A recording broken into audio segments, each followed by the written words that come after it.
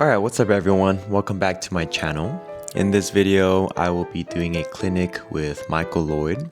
And if you guys don't know who he is a pro pickleballer and is currently ranked number 11 in singles in the entire world, which is pretty crazy. And he even took down Ben Johns back in November.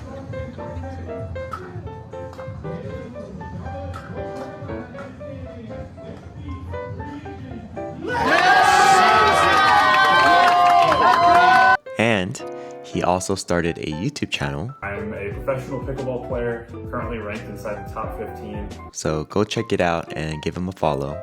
I will post a link in the description below. His home court is at the Pickler, where I have a membership. So I get to see him practice from time to time. And I even got to play with him at the grand opening where he tried to nasty Nelson me. Hey, good try. And even got to play with him during some of the open plays, which is pretty sweet. He'll be focusing on the first 4 shots, and this clinic cost me about $95 if you are a Pickler member, and if you're a non-member, it'll be $125 for 1 hour with 5 other players. For reference, the clinic that I did with Zane Navratil was $130 for an hour and a half with 12 people. This one is 1 hour with 6 people for $125 if you're a non-member. Hope you guys enjoyed this video. Michael is great at explaining why ball placement is crucial in the first 4 shots. So hopefully you guys get something out of it, and let's get into the video. Thanks. Hey guys, thank you guys so much for coming. My name is Michael, touring PPA and MLP Pro, and most importantly, hopefully a half decent coach for you guys today. So today we're going to be talking about point construction, specifically within the first 5 shots, okay? This is where 99% of matches are either won or lost at every single level, whether it be the pros, 4-5s, anything in between or below. Like, it is so important to not only hit the correct shots, but also understand like what's happening afterwards. I see so many people, like, they understand the what, but they don't understand the why, and like kind of the moving and shifting pieces that are going to happen afterwards, okay? Doesn't matter if you hit a good third or if you're in the right position and then you're like, okay, well, I've hit the right third and I've done the right thing, but what is going to happen based off of that? Okay, so first we're going to talk about the serve today, and I think it is I think a lot of people understand the importance of it. I don't see that many people going out and hitting tons and tons of baskets of it, and it would be one of the things that I would recommend so many people to do. Is like one of the first things that I did when I started getting into like competitive pickleball was just go out and hit baskets and baskets of serves, okay? And with that, there's 2 things that I'm really looking at. The first is momentum, forward momentum, and we can do that in a couple of different ways, and I'll highlight that in a second. And the second is the follow through, okay? The follow through is super important to not only adding consistency in terms of like making more, but also where you want it to go. And then it's also super important in terms of like extra power, extra topspin, all the things that we all really want. And so yeah, so first I'll demo kind of the momentum thing that I'm talking about. And again, we can achieve this in a number of different ways. The first 2 are the ones that I see a lot of us already doing. And that would be like the easy one is just like stepping into the serve, right? Getting a little bit of forward momentum with the step. This is a great easy one. This is one that I utilize. The other one that I see is a lot of people have like a nice rhythm to their serve, and then they kind of like lean or sway into it. So from a fixed position, I'll be right here and I'll lean and then sway into the serve, okay? So a lot of people do those 2 things, and I would imagine we're probably all gonna have that part down in one way or the other. But the thing that I don't see is something that I was already doing, which is actually using my hip to gain a little bit of extra momentum as well, okay? So I'll throw around my dominant hip, and you'll see it in both of these motions, whether I'm stepping into the serve and bringing that hip around, or whether I'm swaying into it, my hip is always helping me along the way, helping me create momentum, helping me create power, easy power too. It's not something where like I see a lot of people try to get extra power and they're tensing up their arm and doing all this extra stuff. I'm using a lot of lower body via the hip to get me the momentum, the power that I want, okay? So I'm gonna have us come up and hit some serves, and then I'm really focusing on that second part, because again, a lot of us already have that forward momentum. With the hip, you wanna think about like your non-dominant foot being the access point. Like I'm axle point, like I'm pivoting around it, I'm not like spinning or anything crazy. This is the point where I'm trying to get past about 6 inches to a foot, right? Like I'm trying to get this hip somewhere in front of it, trying to guide it around to get that extra power, okay? So I'm gonna have you guys just come up, grab some balls. We'll have 4 of you kind of serving at a turn, and we'll kind of rotate all the way around, and I'm gonna be paying attention to the person that's kind of in this last corner, okay? So let's have you step up. Good, okay, so you're allowing your hip to come forward, but then you're bringing your chest straight up. Okay. Feel yourself fall into the court, fall into your motion. Yeah, okay, that's like where we kind of want, exactly. This is like, you're trying to stop it. Yeah. This is like letting it just go and do its thing, okay? Okay, so you're throwing your hip. You're throwing your hip from a stationary position, meaning like you're coming like this, and it's never getting any further. Instead, kind of think about keeping this left foot on the ground, and then feel yourself sort of fall into it. Your chest and your shoulders are gonna come forward and fall into it, rather than your kind of access point right now staying straight up. Even more forward, even more forward. So slow it down a little bit, just to feel yourself fall into the shot. Even more, even more. So now you're falling this way, which is good. Earlier we were straight up, now you're falling here. I want you to follow even more, okay? Good, fall a little bit more forward. So right now your motion is bringing you straight up. Let it come into the court. Yeah, yeah, that's easy power, easy pop. Okay, let's see it.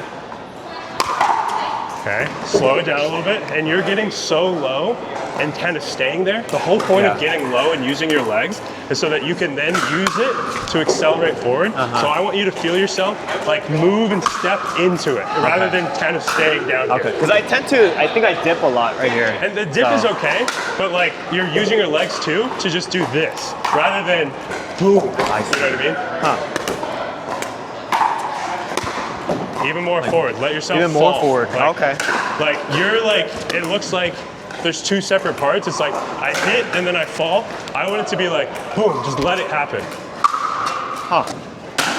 Yeah. Looks good. And again, the whole point of this is trying to like unlock consistent, like easy power, okay? If we're getting power and we're like swinging and doing all this extra stuff, like oftentimes I can't do that 8 times out of 10, right? But if I have simple mechanics, like using my body, my lower body, throwing my hip around, this is stuff that's super repeatable.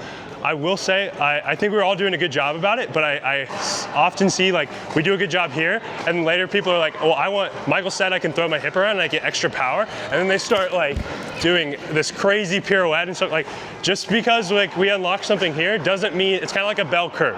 Like this is where we unlock the most.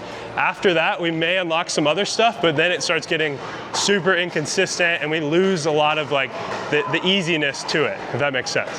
With the serve, like that's a super easy thing. The other part was the follow through. We're just gonna kind of talk about this. I thought everybody had a good follow through, so I don't want to spend too much time on it.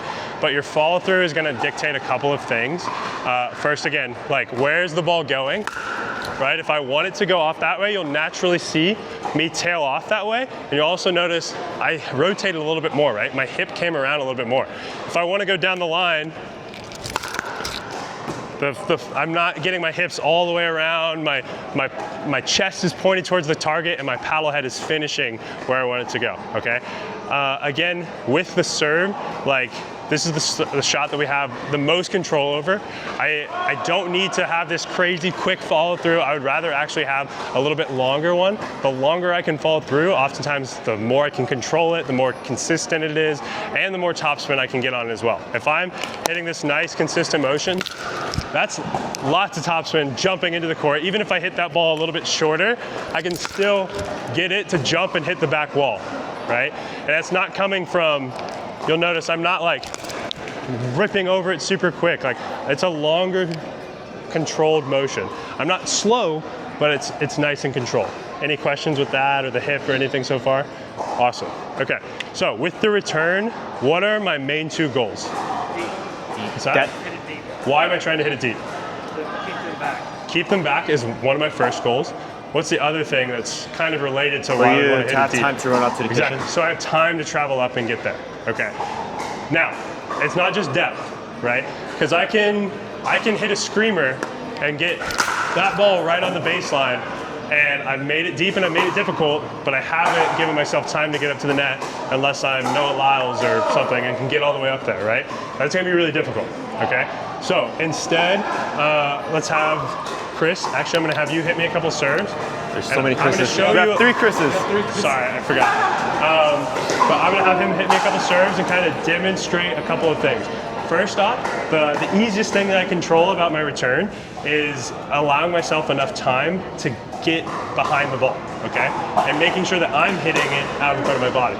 The easiest way to do that is to just back up, right? Like so many people I think get in one spot and they're like, this is where I return from. Like this is my return spot. And it doesn't change based off of, oh, well, Chris has an amazing serve, but like I've got this ego that this is where I'm standing and I don't care how good his serve is. It's totally okay. Like take advantage of the space that you have and giving yourself space, okay?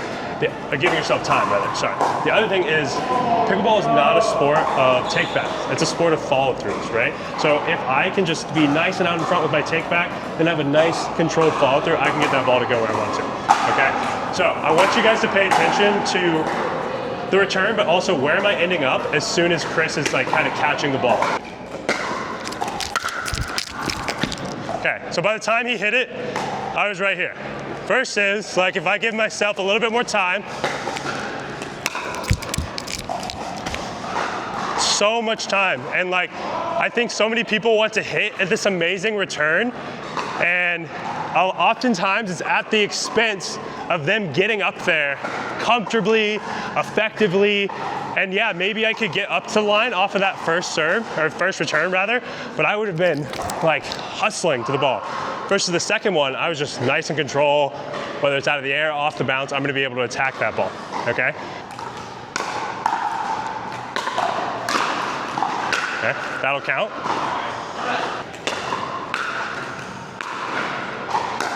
Okay, so even off of a bad return, you're still able to get up and do what you need to, because it was slower and gave you time. So I would take one more step back, because there's been a couple. On the forehand, it seems like you're pretty comfortable moving forward, but on the backhand is where you're kind of like, take a step and then move up, right? So if you were already just here, so your first step could be into the ball. Okay. So I'd be even a half step back from that. One more step, yeah. Yeah, look at that. That's money. That's money. There's no backward step. You were just forward momentum the whole time. Easy. Okay, first, like, serves look great. Serves look really good. We're going after it. I saw us missing long, which is awesome. I'm totally okay for missing long. And in the beginning right now, when you're missing, allow yourself, like, it's okay if you're missing 20% of your serves. You're trying something new. You're getting a little bit extra free pace. You're gonna learn to control that. And once you kind of dial it in, I would say if you're playing in a tournament, you kind of need to be in that making 80 to 90% of your serves, right? If you're making 100%, you're not going for enough. But if you're now towards like the 60, 70%, we need to bump up that percentage by maybe taking a little bit of pace off, adding some top spin, whatever you need to do. Maybe I hit the same spot, or hit the same pace, but go to a bigger spot. So if I consistently am making good serves, but I'm missing them to the left, then this big serve, like, pretty center is gonna do a lot for me anyways, okay?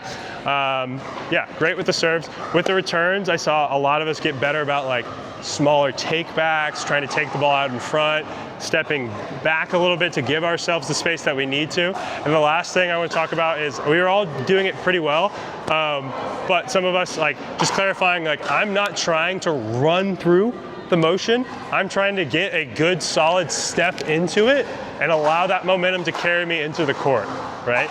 And part of the reason why I want us so far back is so that we have time to get that step and space to get that step. And it is really just a good, hard step towards the ball, and then I'm moving. That's why Chris and I were talking about one where it went out wide to him. He took a step diagonally towards the ball to cut off the ball, and then he got his momentum going towards the court. That's not gonna be possible if I'm just running forward, okay? I would never get the cutoff that I need to hit the shot that I'm trying to get, right? So all I'm worried about is a good first step towards wherever the ball is. 90% of the time it's gonna be back towards the court.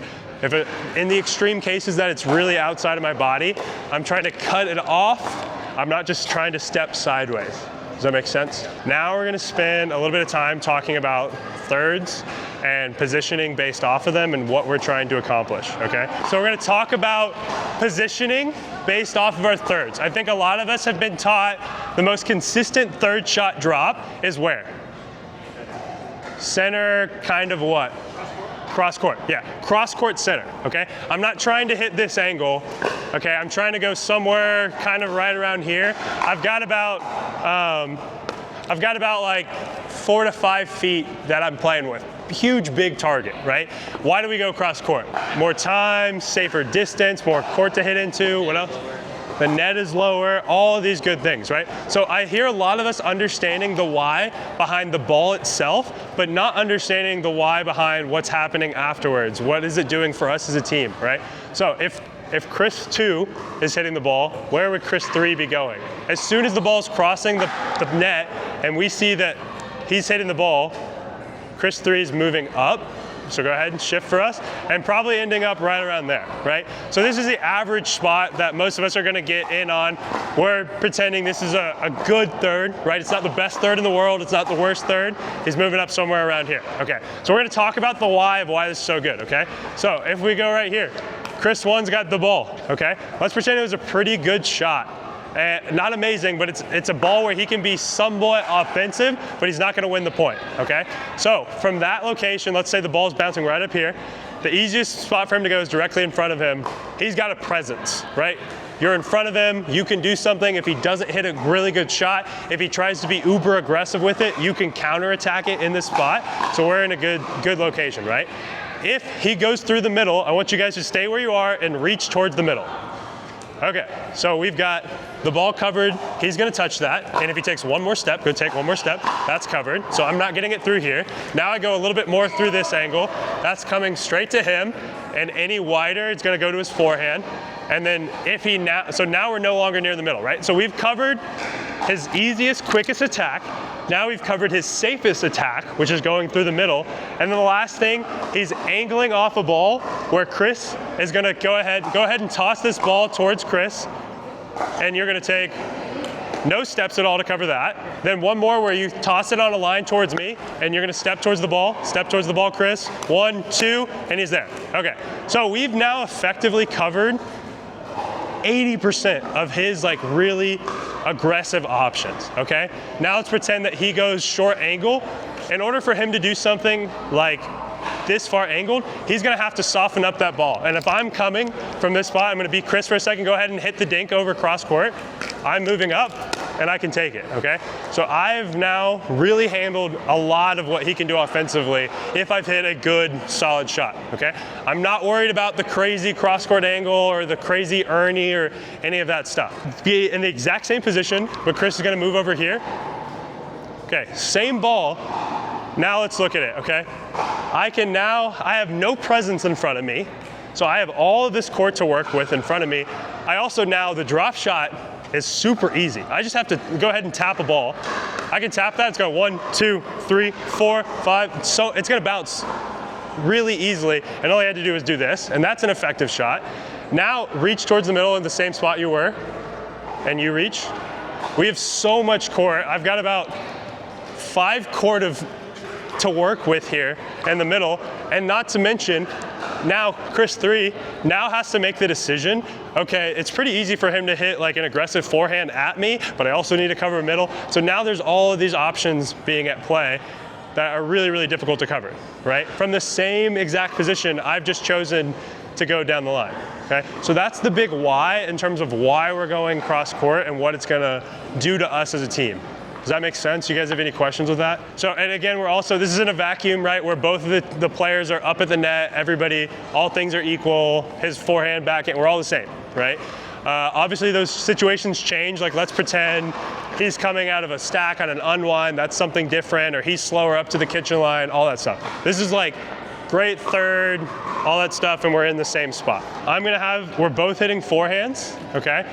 This is a super like offensive shot, and I think so many people think about the third as like defensive if it's a drop, and that's not the case, right? If I'm hitting a good, like solid target with some decent topspin, I'm putting my team in a good position, okay? Whether it be an inside out forehand on this side or a forehand on this side.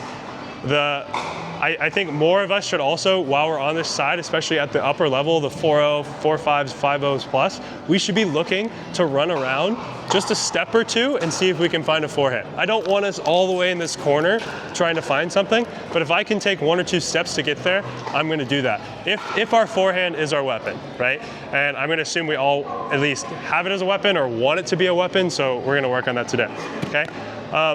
With the drop, I'm focused on 2 super easy things. The first is making sure that I'm really low to high. So whether that be that I have like a continental, for those of you that don't know, continental right here, eastern right here, semi-western right here. The more like neutral, like continental my grip is, the more open my paddle face is naturally going to be. I'm more semi, so you'll see my paddle face is a little bit more closed off before I get started on my motion. Doesn't matter where you're at, I'm still setting it in this very similar position where I'm low to high. And then from here, I want to think about keeping the ball on my paddle as long as possible and coming from the shoulder. Okay, I see so many people trying to zip this thing in with their wrist. First off, super hard to do, super hard to be consistent with. And it's not gaining you that much more topspin, maybe 5% more topspin than this exact ball right here, where I'm just coming from my shoulder and getting it to the spot. Just trying to go cross court, nice, easy target. If we're from this side, again, pretty cross court, central middle. Same thing over here, just trying to get it to a good clean spot. Here we go. Good, stepping to the ball. Make sure that you guys are behind the baseline enough to where you can step into the shot, Good. Okay, and then we'll rotate out, stepping in, good. Dipping the paddle head below the ball, making sure it's staying on the paddle as long as possible, okay? Not a super quick motion. There you go, yeah. Think about like trying to kind of hold this ball rather than hit it, right? Like this is the pace that I'm wanting right here instead of like this motion, okay? I see a lot of people, they are trying to get topspin and they think they can do that from like this quick zippy motion. I would much rather have you guys keep the ball in the paddle longer in order to manipulate it, okay? Good, nice and out in front. So with that take, I want to eliminate that take back a little bit, right? Like coming straight to my spot and then going from there. Good. All of us right now, I think our spacing is good on the ball to where we're contacting in the right point, but our spacing isn't allowing us enough time to get that step into the ball, okay? On both sides, I think we can do a better job about stepping into it so you have that forward momentum, okay? There you go. Reach out a little bit further in front on your contact point. Good. Further in front, further in front. There you go, really good ball. Same thing, reach out in front. Try to keep it on your paddle a little bit longer. Longer, longer, longer. Don't rush the motion. Good. Nice, good, no take back, now just slow it down. Slow it down, nice and easy. Good. Good. Nice. Good. So keep, this is actually good for everybody, make sure that you're trying to, this is not a motion that I start slow and then accelerates. I'm consistently kind of in the same spot the whole time, okay? Giving myself the same amount of time to hit that ball, step into it, you're kind of right here reaching, step all the way into it, give yourself more spacing. You stepped into it a little bit too early. Do one more, one more. So wait on it and then step. There you go, that's perfect spacing. Same thing. One more, here, really exact. I'm gonna put it all the way in front of you so you have to step to it. Get up to it. Yes, that's like what you should feel, like reaching towards it. Okay, here we go. Good. Better spacing, get around it. Good. Nice. Okay. slow it down in the beginning. You got to the right acceleration point, but you were like here and then you went, okay? Just nice and easy the whole way through. Yeah, that's the speed. Doesn't need to be faster. Nice, Chris. Bring in your chart. It's a great drop, but just we want something a little bit more central just to be more consistent with it. Okay, nice controlled speed. There you go. Good spacing. Step to it, step to it. There. Good. Good. Slow. Is your weight on your right foot, or do you? Depends on where the ball is. So like, if most of the time I would like to get my non-dominant leg there, but there's a lot of times where I don't have time and I'm stepping here and coming this way on the outside and then transferring back. So it depends on the ball. Right here, there can be times when you're on your outside leg. This one, you should pretty much always be like shifting forward on that non-dominant leg. I see, okay. Ideally, we want to be on the left leg, but if we can't get there, it's okay too. Good, all right, let's grab these. Okay, that was great. I feel like we made a vast majority of those, right? And if we were missing, like it was missing long, we didn't have too many in the net. If we did, there was a lot based off of spacing, right? Where you're too close and you didn't allow yourself to get the step. If you get the step, most of the time you're gonna be able to clear that nice and safe. You guys have any questions with that third? This is like I'm trying to hit like a roll drop, right? Like there's some offense behind it just because as soon as that ball bounces, it's coming at me, right? It's coming at my opponent. And it doesn't need to be a rocket in order to be offensive. It just needs to be a good consistent shot with a decent amount of shape, and that's gonna give them some trouble. But we're gonna talk about the fourth shot now.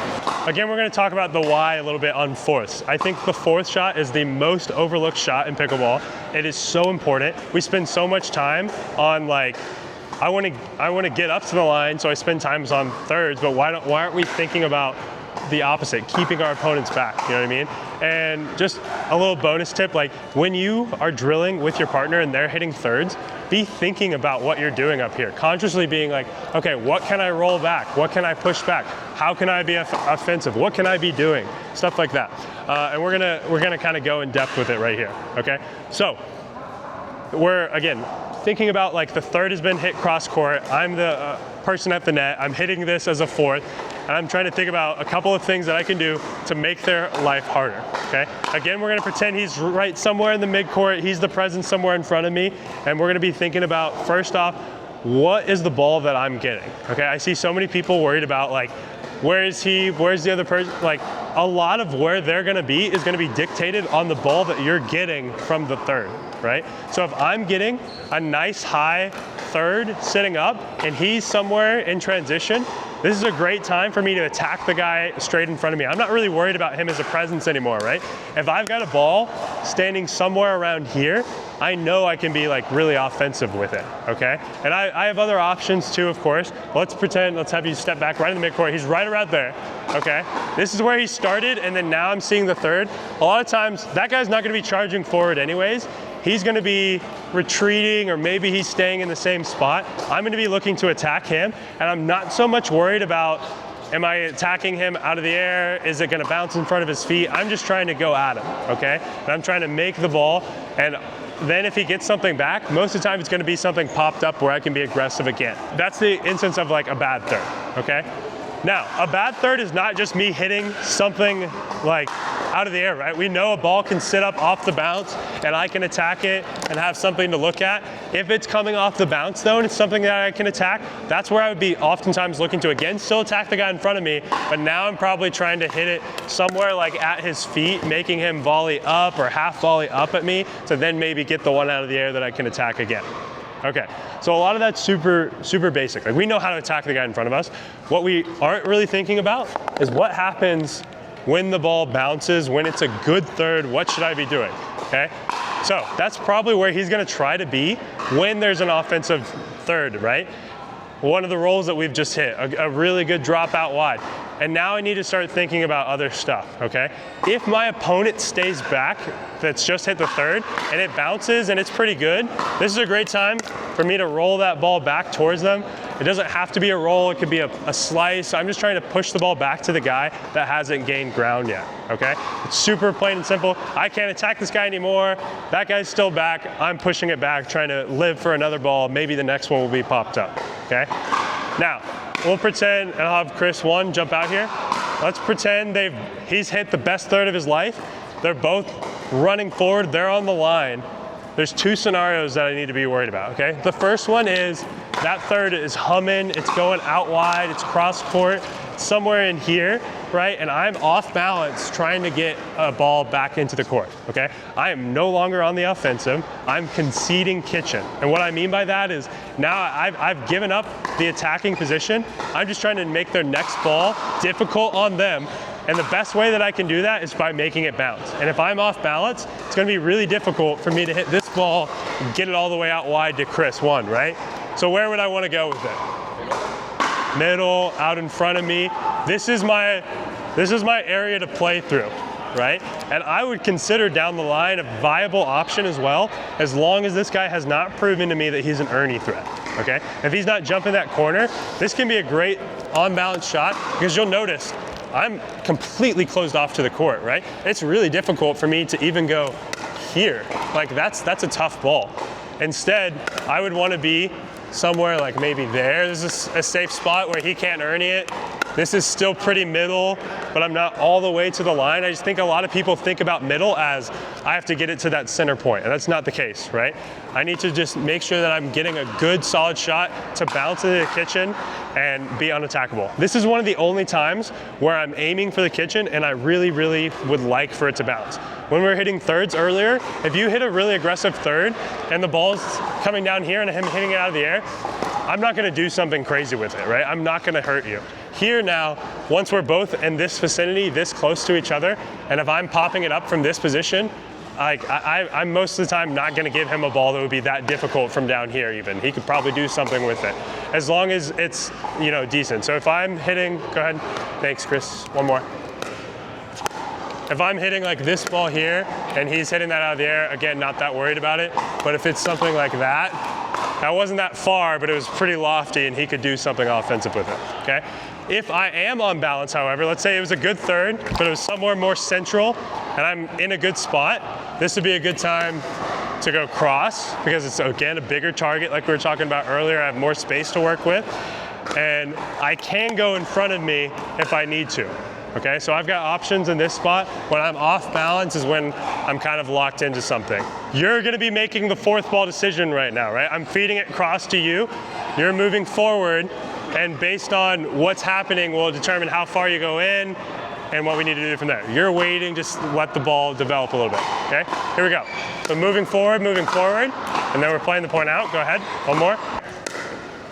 Attacking, go, move forward.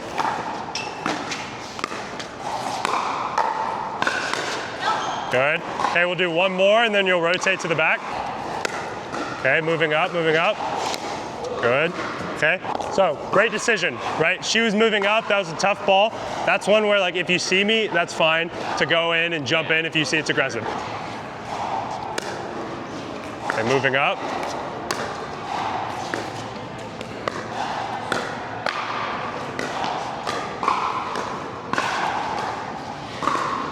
Okay. And if you see this ball is like really short, like you can go in, because you're pretending you're reading your own third here, okay? Here we go.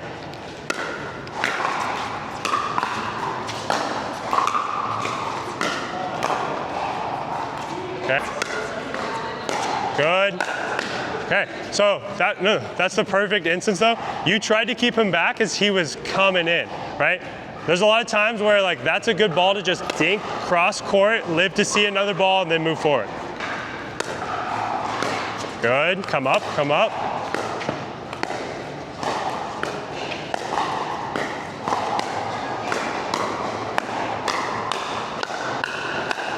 Nice, okay.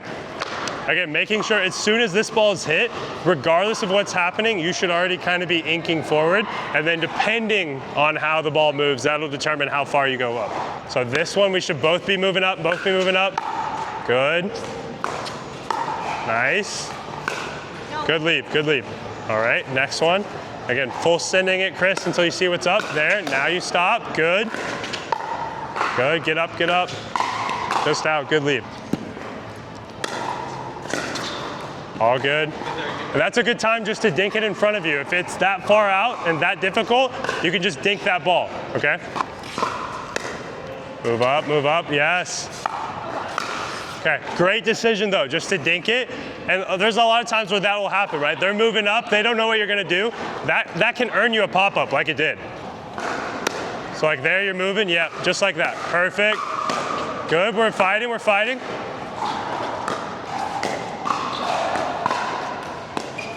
Okay, good. The right read though off of the first ball. If I'm feeding the ball from this angle, where should you be sitting? You should be sitting forehand, right? Because your paddle should be pointed towards me. Yeah. There you go. Good get. Nice. Hit it. Good. Okay. Here we go. Nice, moving forward.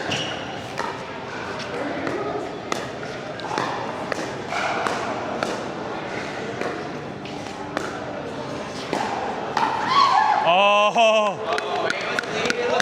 Ernie threat. Moving up. Great drop. Nice, okay, rotate.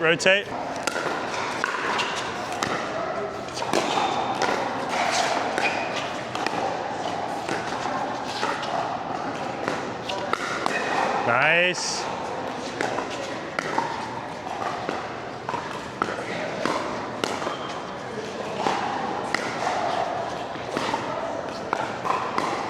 Oh.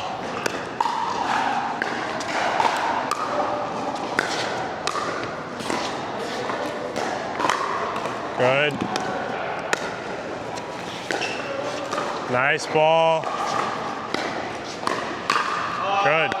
Good fourth, Chris. Way to make him play it off the bounce.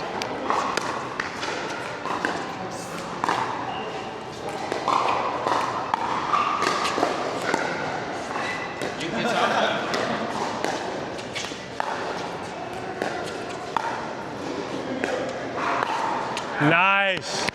Okay, so we're just gonna talk really quickly, super simple concepts, but about movement at the kitchen line, whose ball is what and where to be, and about communication overall. First off, like I hear everybody talk about like moving as a team and like where you go, I shift and all that stuff, and that's not true, okay? Instead, there are instances where yes, I need to pay attention to where my partner is at the kitchen line and then I make an adjustment based off of that. But most of the time, I can figure out where I need to be solely based off of where the ball is, okay? If I'm doing what I need to as an individual, I'm gonna help my team as a unit be where we need to be, okay? So first off, if I'm standing right here with the ball, where should you guys be? Okay, you're right in front of me, you're on the center line, you're right there. No, that's where you were. Okay, so let's say like he wanted to be right there and he wanted to be on the line. Both of those are perfectly okay. You just need to be able to cover as much court here as you can comfortably cover back, right? So that may look different for you based off of like your mobility. It may look different based off of your reach, right? Some of you may need to come over further. Like I would probably most of the time, I'm covering middle, like kind of based like right here. And that's just because like I'm comfortable leaning and doing some extra stuff to get me to that spot versus like, I don't know, I play with a guy, Greg Dow, who's like 6'4", and he plays the middle like this. He's like right here, and he's reaching on my side of the court even. So it depends on a bunch of different things, okay? But that's great, we're all in this spot. If I then throw the ball all the way across, let's all shift. He catches, I'm right around here, that's where you're comfortable, that's awesome. Okay, so then I want you to toss the ball down the line. Okay, nobody moves, right? We're just in the same spot. Now, everybody's gonna stay in the same spot. Toss that ball middle, and you're gonna catch, okay? So, how many steps did he take to get to that ball? 0, right? But that's his backhand, okay? Now toss it back to the same spot. Chris, go for that ball. Go and catch that ball. 1, 2, big shifts, and he got to the ball. Okay, most of the time, unless Chris Chris's forehand would have to be so much better than his backhand for it to warrant that much movement when he has zero movement. Okay? I see so many times where that guy is standing perfectly still, this guy comes all the way over, nobody talks to each other, he hits the ball, and then all of a sudden they're in a bad position. Even if he doesn't like pop it up or anything like that, they're right here, he would have shifted over here. If they give us something remotely offensive, there's a lot of gaps that they have right now, and a lot of times what will also happen is they both just part the Red Sea here and then leave the middle because they're both worried about their lines, okay? So instead, what will happen is coming from this angle, Chris is over here, he's just gonna talk super early. That ball's coming, and he's like, me. And he knows right away that he can cover that ball and not have to take a single step, okay? It's not about forehand or backhand. Oftentimes it's about who can get to the ball more efficiently.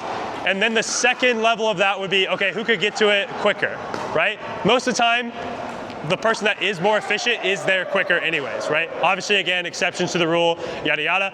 But like, most of the time, we're super comfortable with this, okay? So we're just gonna toss around the ball a little bit, still talk about some other stuff. So, okay, we're right here. Go ahead and toss it where you want. So he's moving, I'm right here. If he tosses it straight to me, we don't move at all. If I toss it right there, oh, hold on. So you moved, why? I don't know. All right? This happens all the time though, okay, right? The ball, he was right here in front of the ball, and he immediately was all the way worried about his sideline, right? Yep. The quickest way for him to attack us, so you were right here, yep. Right? You're right here, reach out to your sideline. You can cover up to about, he's got like 2 feet left, take 1 step. Okay, now he can effectively cover a majority of the court. Maybe we're leaving him this tiny little sliver. It's super tough for him to attack that ball aggressively and get into that tiny little sliver from this angle, right? Most of the time from this angle, his best chances are gonna be to attack through the middle or to attack cross court. So I see this shift all the time, and it's so unnecessary because what's gonna end up happening, step back for a second, is he's gonna shift this way and then shift back. It's just extra unnecessary movement, okay? Again, we're just worried about where's the ball. We're not worried about, okay, Michael moved this way, so I need to move further. Like, you're moving dependent of me. I did take a little bit of a shift, right? And a lot of people would say, oh, well, you need to keep that same distance between you. That's not true, right? You need to be worried about where the ball is at. Okay. Any questions with that? Okay, let's keep tossing around a little bit, toss where you want. Okay, so did either of us take a step to that ball? No. So then all that is important here is 1, we're communicating, and 2, we're worried about who's gonna get to the ball quicker, okay? If he has a really good backhand and he can get to the ball quicker than I can, that's fine, okay? If we talked about this prior as a team and been like, hey, when that ball comes middle, I actually want your backhand before my forehand, that's awesome. If you've talked about it the other way around, that's cool too. But what about in rec? Like, what are we gonna do in that instance? I don't know who I'm playing with. I don't know what they wanna do. The easiest thing is you, me. Just say it super early, right? And the best thing that we can do is just let the other person know. Most of the time, if I like say it assertively and quickly, they're gonna back off and let me take that ball, okay? And I would rather have us both calling me, and swing at that thing than neither one of us or just us sitting there not knowing what's gonna happen, okay? But yeah, that's like kind of the only instance when we're all condensed in the middle and then that ball goes middle, we just need to be talking a ton in that spot, okay? Any questions with any of that, the kitchen line or anything like that?